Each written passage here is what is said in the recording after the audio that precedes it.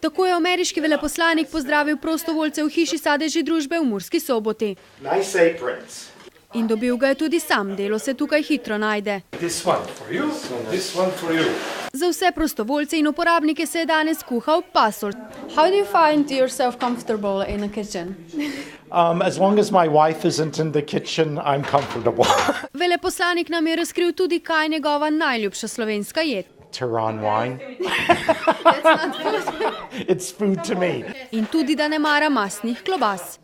I think it's a human rights violation. Murskosoboški župan je imel zahtevnejšo nalogo. Tukaj zdaj delamo frigaš po domače povedano, ki ga bomo kasneje dodali pač že skuhane vsebini, tako da bomo malo zagostimo. Pasulj se je kuhal za vse tiste, ki se razdajajo skozi vse leto. Štefan nudi brezplačne prevoze tistim, ki si jih ne morejo privoščiti. Takšni, ki pa to ne morejo sami napraviti ali pa so tako betežni pa tako dalje, tiste pa te odpeljamo. In plačilo? Stisk roke, včasih kakšna skuza.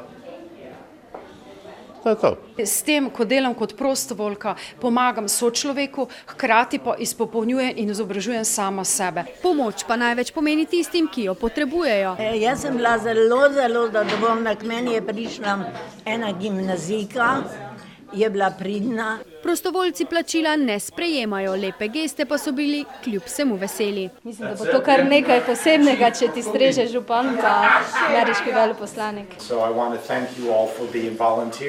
Vseh dobrih del namreč ni mogoče izmeriti niti poplačati, je pa včasih dovolj že pozornost in hvaležnost.